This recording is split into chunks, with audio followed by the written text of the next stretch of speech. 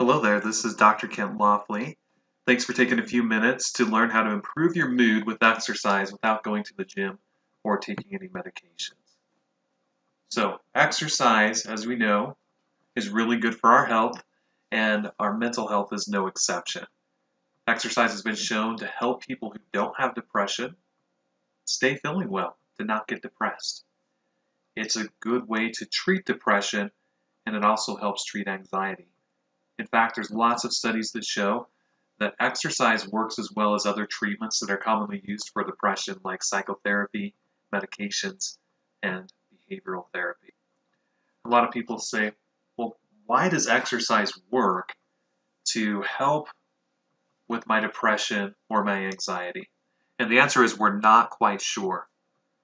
One theory is called the thermogenic theory, and that is the changes in the brain temperature that happen with exercise as your body heats up actually causes a calming sensation, a peaceful sensation. Another theory is the endorphin theory. You've probably heard of endorphins, and basically the word endorphin comes from two words, endogenous, which means coming from within or natural, and morphine, meaning the pain medication. So endogenous hormones, endorphins, help us have a sense of well-being and help relieve pain. And then another theory related to brain hormones has to do with the monoamine theory, and that is that when you exercise, more serotonin, dopamine, norepinephrine is released in your brain in the area where the two brain cells connect, or the synapse, and that increases communication between brain cells and really elevates your mood. And that's the same way that typical antidepressant type of medications, such as selective serotonin reuptake inhibitors, work to help improve mood. Another theory is exercise is a good form of distraction, and it helps take your mind off of your stressors, and then you get a little bit of relief from that, and that can help boost your mood. And then the last theory is the theory called the theory of self-efficacy, and that is if you actually are feeling depressed and you're able to get up and accomplish something, even as simple as a walk, that increases your confidence and it gets you moving and trying to do something else. So we don't know exactly the mechanism that works to improve our mood, but it's probably a combination of these different ideas, and it works really well. So there have been lots of studies about exercise, and each study has its own routine of what they did for exercise to see if it helped improve people's mood. And they did studies on both aerobic type of exercises and non-aerobic type of exercises. And overall, when they combined all the studies into a big meta-analysis and really reviewed all the data, aerobic exercises were better than non-aerobic exercises. But there were a few studies that showed that strength training and weightlifting help. And then the aerobic exercises, things were studied from walking, running, jogging, cycling, and the intensity of the exercise varied from 20 minutes 3 times a week to 60 minutes twice a week to exercising 6 days a week for half an hour. And all of these different time periods of intensity showed benefit to helping improve mood and depression and anxiety with exercise. So, where do you start?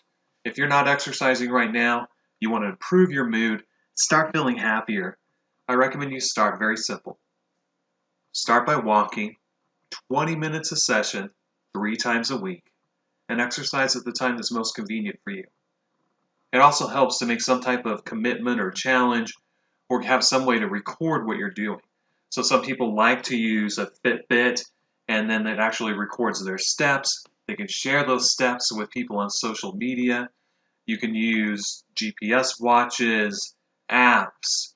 There's a website, an app I like to use called MyFitnessPal, and just all kinds of different tools to really motivate you and to hold you accountable, especially if you're telling people on social media that you're going to be doing this, and then you're going to share the data. is a way to motivate you to start doing this. So we know that aerobic exercise is the most effective way to help improve your mood. How do you know that you're getting into an aerobic state?